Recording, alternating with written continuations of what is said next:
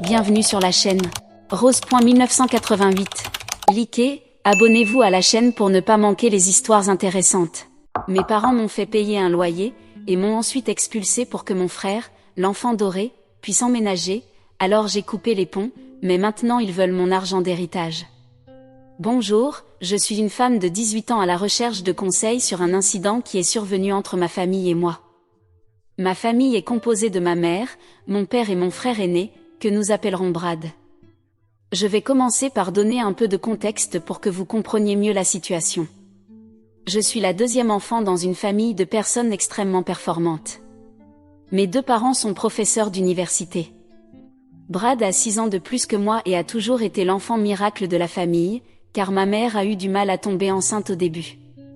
Il a toujours été cet enfant doré, extrêmement doué dans tout ce qu'il entreprend. Lorsque je suis née, la barre des attentes pour moi a été placée très haut à cause de Brad. Je suis extrêmement gentille et généreuse, et je m'implique beaucoup dans des activités sociales. Je ne suis pas une étudiante brillante ni une athlète exceptionnelle, mais une chose que je sais sur moi-même, c'est que je suis une bonne artiste. L'art m'a toujours intriguée, et c'est ce que je poursuis depuis très jeune. Ma famille a eu du mal à comprendre que le fait d'avoir des intérêts différents ne me rendait pas moins capable, alors selon eux, j'ai toujours été l'enfant raté. Le favoritisme depuis mon enfance a été tellement flagrant que même ma famille élargie pouvait sentir que j'étais traitée différemment. Un Noël, alors que j'avais 5 ans, en ouvrant les cadeaux, je suis évidemment allée prendre la plus grosse boîte. Malgré les insistances répétées de ma mère, je ne l'ai pas lâchée, alors mon père a décidé de m'arracher la boîte des mains devant tout le monde. J'ai commencé à pleurer et ils ont essayé de me calmer avec un plus petit cadeau, puis ont remis la plus grosse boîte à Brad. Il a reçu un télescope tandis que j'ai eu une robe, dont j'avais déjà une centaine à ce moment-là. Le lendemain, mes grands-parents m'ont envoyé une maison de poupées, comprenant ce qui s'était passé, et depuis ce jour-là, ils ont été les seules personnes à me soutenir. Mon frère venait juste de terminer le lycée quand j'ai eu 13 ans. Il est entré dans une bonne université, et mes parents ont également décidé de déménager dans une maison meilleure, située dans un quartier suburbain très chic. Je n'étais pas très excitée à l'idée de déménager, car cela signifiait que mes grands-parents seraient encore plus loin. Mais, comme je n'avais pas mon mot à dire, j'ai suivi le mouvement. Mes parents avaient économisé une bonne partie de leurs revenus pour l'éducation de Brad, et la nouvelle maison a été achetée à crédit. Brad et moi n'avions pas une mauvaise relation, mais en fait, nous n'avions pas de relation du tout. Malgré cela, j'ai décidé de lui offrir une montre avec mon argent de poche en guise de cadeau de félicitations. Il a vu la montre et a souri, mais mon père est intervenu et l'a reprise, car il avait déjà offert à Brad une montre de marque. Brad n'a rien dit, mais cela m'a brisé le cœur, et depuis ce jour, j'ai décidé de m'occuper de mes propres affaires. Chaque soir au dîner était un cauchemar. Tout ce que mes parents pouvaient dire, c'était à quel point Brad brillait à l'université. Les comparaisons constantes me tapaient sur les nerfs, et je pleurais à ce sujet presque tous les soirs en parlant à mes grands-parents. J'avais déjà essayé de rester chez eux au lieu de vivre avec mes parents, mais mes parents ont refusé, craignant que je ne sois gâtée si je vivais avec mes grands-parents. Dans mon état, il est légal de travailler à partir de l'âge de 14 ans. Alors, pour mon anniversaire cette année-là, au lieu de rendre la journée spéciale pour moi, mes parents ont décidé de me donner une leçon de vie et m'ont suggéré de commencer à travailler à temps partiel pour payer mes propres dépenses, car ils étaient à court d'argent à cause de la nouvelle maison. Ils avaient de l'argent en réserve pour envoyer à Brad pour ses dépenses, mais soudainement, ils étaient à court dès que j'ai atteint l'âge légal pour travailler. Je me sentais seule, mais je n'ai rien dit, car je savais que ça ne servirait à rien. Nous avons déménagé dans la nouvelle maison quelques mois plus tard. J'ai commencé à travailler dans une librairie et j'ai pu gagner plus que la plupart des gens dans ce travail grâce aux heures supplémentaires que j'ai faites. J'ai raconté cela à mes grands-parents, et ils étaient heureux de savoir que j'étais désormais financièrement indépendante, mais ils souhaitaient également que je puisse quitter la maison rapidement pour un avenir meilleur. Brad, en revanche, causait des problèmes. Il était dans une relation amoureuse et manquait des cours, ce qui a conduit mes parents à être frustrés à la maison. Cette semaine-là, mes parents ont décidé d'avoir une conversation avec moi. Ils m'ont dit que les finances étaient difficiles depuis qu'ils avaient acheté cette maison et qu'ils devaient aussi payer pour Brad, et qu'ils savaient que je gagnais bien pour un travail à temps partiel. Ils m'ont donc suggéré de commencer à contribuer aux dépenses de la maison avec mon argent sous forme de loyer. Leur explication était qu'ils me montraient comment fonctionnait le monde sans pour autant m'imposer un fardeau. Je n'ai rien dit et suis allée dans ma chambre. Ils ont reçu un appel de mes grands-parents, qui les ont réprimandés pour la façon dont ils me traitaient, après que je leur ai raconté ce qui s'était passé. Ils ont eu une longue dispute, et après 2 ou 3 heures, mes parents sont venus dans ma chambre et m'ont dit que je devais soit payer le loyer à partir du mois suivant, soit trouver un autre endroit où vivre. Ma première réponse a été de dire que j'irais vivre chez mes grands-parents, mais c'était trop loin de mon école, et comme ils étaient assez âgés, j'ai décidé de ne pas leur imposer ce fardeau, malgré leur insistance pour que je vienne chez eux. J'ai donc commencé à payer un loyer à mes parents. J'aurais pu les aider financièrement s'ils m'avaient demandé gentiment, mais leur attitude de supériorité a été la goutte d'eau qui a fait déborder le vase dans notre relation. J'attendais juste que l'école se termine pour pouvoir quitter leur maison, car après cela, je ne ressentais plus aucune connexion avec ma propre famille. Les 2 années suivantes ont été calmes pour moi. Je m'occupais de mes propres affaires et cessais de dîner avec mes parents. Je m'en sortais bien à l'école, et avec la fin de mes études secondaires approchant, je pouvais me voir entrer dans une école d'art réputée. Mes parents ne s'en souciaient pas, tant qu'ils recevaient leur loyer mensuel. Ils étaient en réalité plus préoccupés par Brad. Brad venait de terminer ses études universitaires et ne voulait pas revenir à la maison pour être avec sa petite amie. Sa vie s'était complètement dégradée après avoir commencé une relation, avec ses notes qui avaient chuté vers la fin de son diplôme, ce qui l'a empêché de décrocher un emploi convenable. Mes parents le pressaient de revenir à la maison, mais il a disparu pendant 2 jours, et ils ont paniqué en pensant qu'il les avait abandonnés. Quand ils ont finalement eu de ses nouvelles, ils ont appris qu'il s'était marié avec sa petite amie à Las Vegas. Les semaines suivantes ont été difficiles, car il y avait des disputes constantes à la maison à ce sujet. Brad essayait de les convaincre de rencontrer sa femme avant de la juger, mais mes parents ne faisaient que se plaindre de la honte qu'il avait apportée à la famille. Cela ne m'affectait pas vraiment, j'ai juste commencé à traîner davantage chez mes amis. Personne à part mes grands-parents n'était au courant de tout cela. Finalement, mes parents ont rencontré Brad et sa femme, mais ils ne l'ont pas accueilli chaleureusement. Après leur départ, ils ont mal parlé d'elle, et honnêtement, je les trouvais pathétiques pour cela. Mais je ne voulais pas m'impliquer, car c'était ma dernière année de lycée, et je ne voulais pas risquer quoi que ce soit pour leur querelle mesquine. J'avais commencé à passer des semaines chez mes grands-parents à cause de la toxicité de mon foyer et parce que j'avais atteint mes 18 ans. Les choses ont changé juste avant mes examens finaux. La relation entre Brad et sa femme a commencé à se détériorer à cause de l'ingérence de nos parents, et finalement, ils ont conclu que le divorce était la seule option. Mes parents n'auraient pas pu être plus heureux et ont blâmé tout ce qui allait mal dans la vie de Brad sur son ex-femme. On m'a demandé de payer le voyage de mes parents dans la ville de Brad pour le ramener à la maison, ce à quoi j'ai clairement dit non. Ils n'étaient pas contents, mais ont trouvé de l'argent ailleurs pour ramener Brad. Un détail que je n'avais pas mentionné, c'est que cette nouvelle maison dans laquelle nous avions emménagé n'avait que 2 chambres.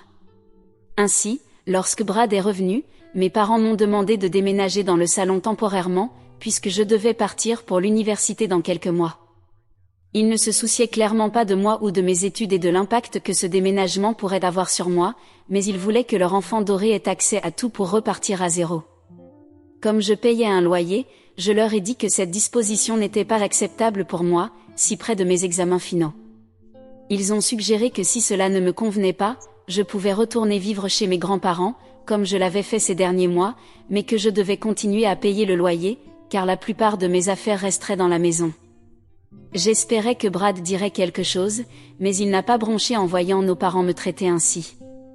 Je ne pouvais pas croire à quel point ma propre famille pouvait être cruelle avec moi, mais j'ai décidé de rester forte. Je suis allée directement dans ma chambre, j'ai emballé toutes mes affaires nécessaires et appelé un taxi pour quitter leur maison. En partant, je leur ai dit de faire ce qu'ils voulaient avec les affaires que je laissais, car je ne paierais pas un seul centime pour aider leurs pauvres âmes et financer leur enfant incapable de faire quoi que ce soit dans sa vie. J'avais déjà appelé un Uber, alors je suis partie en furie. J'ai appelé mes grands-parents en chemin et leur ai expliqué tout ce qui s'était passé et que j'allais venir chez eux. Ils m'ont accueilli à bras ouverts et m'ont offert un espace sûr.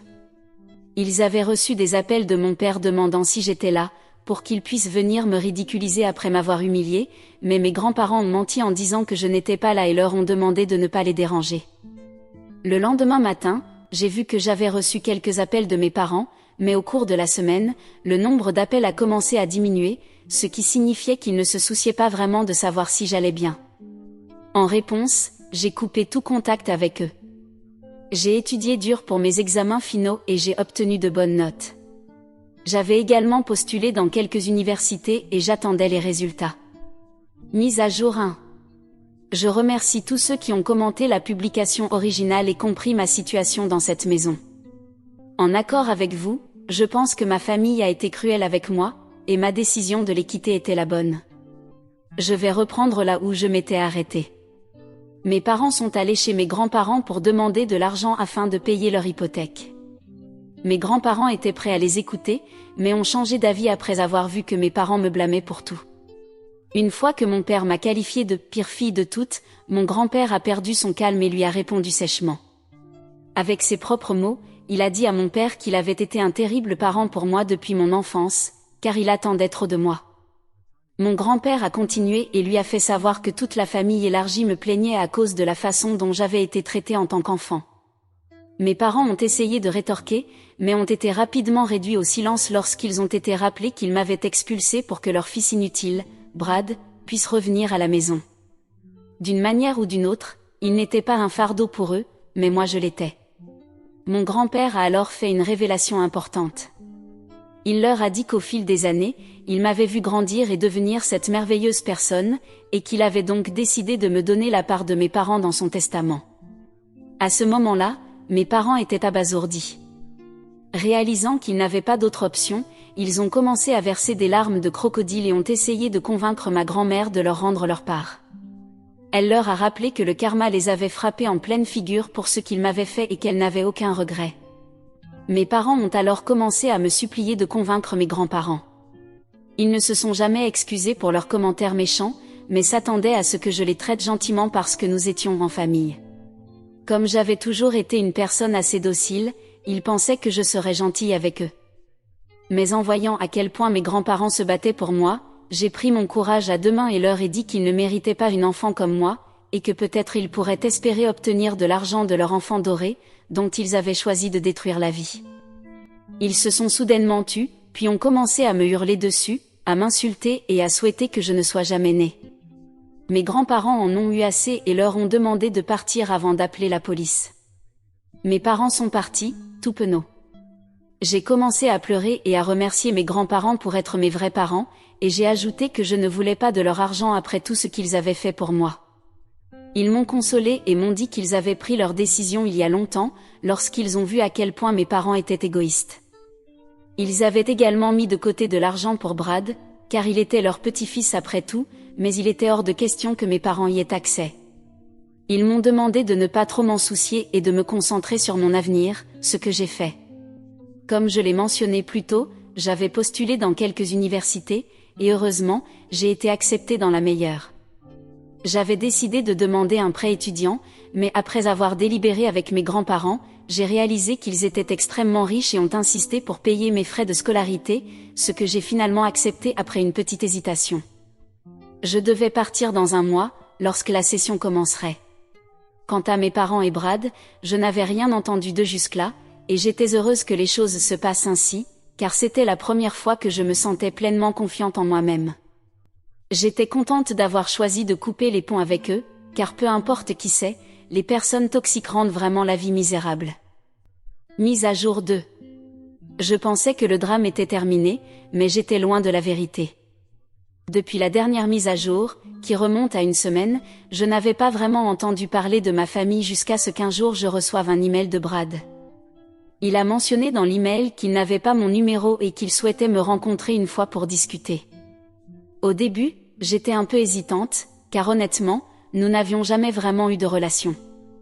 Mais ensuite, j'ai mis de côté mes inquiétudes et je me suis rappelé que j'avais mes grands-parents avec moi. J'ai répondu favorablement à l'email, et nous avons décidé de nous rencontrer pour déjeuner dans un café local. J'étais arrivée avant Brad et je réfléchissais à ma décision de le rencontrer. J'ai eu un moment de panique et j'étais sur le point de partir quand il est arrivé. Il avait l'air assez fatigué et portait une barbe de quelques jours. Il était clair qu'il n'allait pas bien. Les premières minutes ont été un peu gênantes, mais j'ai décidé de lancer la conversation. Puis il a commencé à parler, et croyez-moi, il y avait des révélations.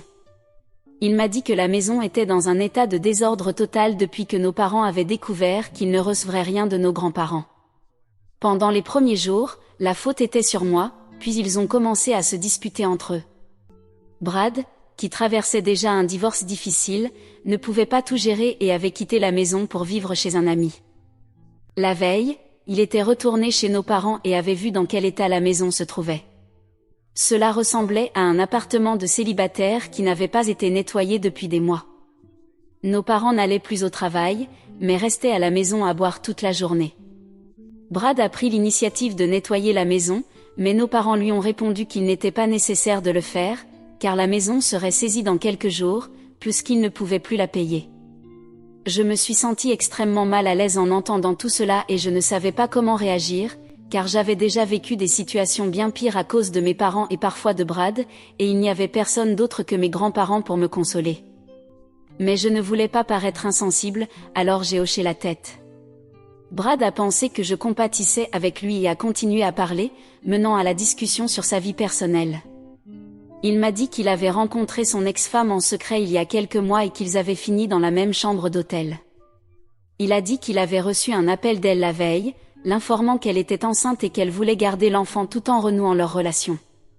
C'est là qu'il a révélé la véritable raison pour laquelle il voulait me rencontrer. Il m'a dit que, puisque j'avais récemment reçu de l'argent de nos grands-parents, peut-être que je pourrais en donner une petite part à nos parents et une autre à lui, afin que nos parents puissent enfin remettre leur vie en ordre et qu'ils puissent repartir à zéro avec sa future paternité. Il a justifié cela en disant que ce serait une faveur qu'il me rendrait dès qu'il le pourrait, et que je pourrais peut-être faire cela pour mon frère, dans l'esprit de notre relation.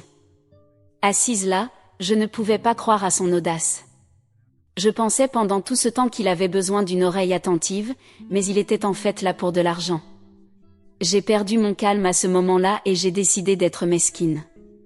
Je lui ai rappelé que personne n'avait été là pour moi toute ma vie et que je me souvenais très bien de lui se tenant silencieux lorsque nos parents m'ont mise à la porte. Alors, il ferait mieux de ne pas salir le mot « famille » avec sa bouche et de demander de l'argent sans honte. Je lui ai aussi dit que c'était nos parents qui étaient à l'origine de son divorce, car ils avaient intentionnellement interféré en lui remplissant la tête de mensonges. Avant qu'il ne puisse dire quoi que ce soit, j'ai laissé de l'argent pour ma part de la commande et je suis partie. Je suis retournée chez mes grands-parents et leur ai raconté toute l'histoire. Ils ont dit qu'ils pensaient que Brad était différent, mais comme on dit, le fruit ne tombe jamais loin de l'arbre. Bien que mes grands-parents soient toujours préoccupés par son ex-femme et son enfant, je pense que c'était de ma faute cette fois, car j'avais choisi de répondre à Brad et de le rencontrer, mais il n'y avait aucun moyen que je les divertisse plus longtemps. Mise à jour 3. Cette mise à jour est une semaine après la dernière. Je vais déménager dans ma nouvelle université dans 2 semaines. La dernière fois, j'avais parlé de la manière dont j'avais rappelé à Brad sa place lorsqu'il avait essayé de me demander de l'argent. Ce que je vais vous raconter maintenant, c'est ce que j'ai appris de mes grands-parents, qui l'ont entendu de ma tante, elle-même l'ayant entendu directement de Brad. Après que je lui ai dit que nos parents étaient impliqués dans son divorce, Brad est rentré à la maison en colère et a confronté nos parents. Ils ont essayé de le calmer et de le convaincre que tout ce qu'ils avaient fait était pour son bien, mais il a refusé de les écouter et a décidé de les quitter pour de bon. Ils ont essayé d'appeler mes grands-parents pour qu'ils interviennent et empêchent Brad de partir, mais ils ont dit à mes parents que l'ex-femme de Brad était enceinte et qu'il n'y avait aucun moyen de l'arrêter. Mes parents ont également dû quitter leur maison, car ils n'avaient plus les moyens de payer l'hypothèque, et ils ont maintenant déménagé dans une zone beaucoup moins prestigieuse. À ma connaissance, Brad est parti vivre chez son ex-femme, du moins jusqu'à ce qu'ils se ressaisissent, et après cela, ils pourraient envisager de se remettre ensemble. Ce que je vais vous raconter s'est passé récemment, et je suis encore assez bouleversée par tout cela. Après le départ de Brad, mes parents ont réalisé, ou supposé, que c'était moi qui lui avais tout raconté et que j'étais la raison pour laquelle il se retrouvait dans cette situation. Ils ont décidé d'avertir tout le monde contre moi et ont écrit une publication délirante en me qualifiant non seulement d'enfant illégitime, mais aussi de fardeau. Ils pensaient qu'en publiant de telles calomnies, ils obtiendraient de la sympathie, mais les personnes qui avaient été témoins de mon enfance ont lu cette publication et ont laissé des commentaires désagréables à propos de mes parents, disant à quel point ils ne méritaient pas d'avoir une fille comme moi. Quelques personnes qui ne savaient rien m'ont appelé et ont utilisé des mots choisis pour me rappeler à quel point j'étais ingrate en tant qu'enfant. Je leur ai répondu que s'ils ne me connaissaient pas, leur opinion n'avait aucune valeur à mes yeux. Cela a offensé la plupart d'entre eux, mais honnêtement, je m'en fichais. La seule chose qui m'a vraiment attristée, c'est que mes parents pensent si mal de moi. J'ai toujours essayé d'être ce qu'ils voulaient que je devienne, seulement pour qu'ils me blâment pour tout ce qui allait mal dans leur vie. J'ai pleuré dans les bras de mes grands-parents à ce sujet, et ils m'ont dit qu'ils veilleraient à ce que je n'ai plus à tolérer mes parents une fois que je quitterai la ville pour mes études. Maintenant que le plan de mes parents de me diffamer a échoué, ils ont essayé d'emprunter la voie légale pour récupérer l'héritage qu'ils avaient perdu. Leur avocat était un avocat de la famille, et il avait une excellente relation avec mes grands-parents. Il a donné une leçon de réalité à mes parents et leur a demandé d'arrêter de se faire des illusions, les laissant embarrassés. Ensuite, il en a parlé à mon grand-père, qui nous a raconté l'incident comme une histoire drôle. Je ne pense pas que les manigances de mes parents vont s'arrêter, mais j'espère que les choses ne s'aggraveront pas pour moi, du moins jusqu'à ce que je parte. Une fois que je serai parti, je n'aurai officiellement plus rien à voir avec eux, et rien de tout cela ne sera plus mon problème, ce qui, pour être honnête, est une perspective assez excitante à ce stade. Mise à jour 4. J'écris cette mise à jour un mois plus tard. Je vis maintenant dans le dortoir de mon université, et je m'amuse beaucoup à m'adapter à cette nouvelle vie, loin de toute cette toxicité. Je suis toujours en contact constant avec mes grands-parents, ce qui me permet d'écrire cette mise à jour. Avant de commencer, je voudrais répondre à une question qui m'a été posée plusieurs fois. Beaucoup de commentaires mentionnaient que mes parents sont professeurs et se demandaient comment il était possible qu'ils aient manqué d'argent pour payer l'hypothèque.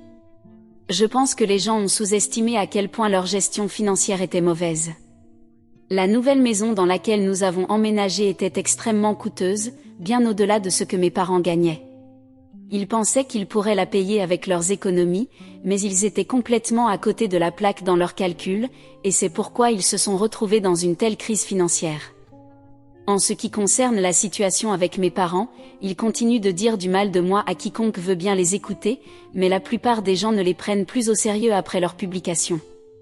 Brad, quant à lui, a vécu avec son ex-femme pendant environ 2 semaines, puis est revenu dans notre ville natale en quête de meilleures opportunités. Il avait pris de l'argent à son ex-femme et cherchait un endroit où vivre, car il ne voulait pas retourner chez nos parents. Mes grands-parents lui ont offert de rester chez eux jusqu'à ce qu'il trouve un emploi, et il a accepté. Quand ils lui ont demandé quels étaient ses plans pour l'avenir, il leur a dit qu'il prévoyait toujours de se remettre avec son ex-femme pour le bien de leur famille. Nos parents ont essayé de le contacter, mais il leur a clairement demandé de remettre de l'ordre dans leur vie avant d'essayer de faire partie de la sienne. Mes grands-parents m'ont dit qu'ils voulaient aider Brad, car ils ressentaient son désir de changer, et ils prévoyaient de lui offrir un peu d'argent une fois qu'il aurait trouvé un emploi. Je n'ai donné aucune opinion, mais j'ai fait confiance au jugement de mes grands-parents. Quelques jours plus tard, je suis retournée chez mes grands-parents pour récupérer quelques affaires que je n'avais pas prises lors de mon premier déménagement. Je leur ai également offert une peinture que j'avais faite, et ils ont insisté pour me payer pour cela, en guise de symbole de ma première vente en tant qu'artiste. Je les ai remerciés et suis devenue un peu émue en me souvenant de la façon dont mes parents me demandaient de l'argent quand je n'étais qu'une enfant. En entendant cela, mon grand-père a mentionné à quel point il trouvait absurde que mes parents me fassent payer un loyer, car ils n'avaient pas de dépenses à part les courses.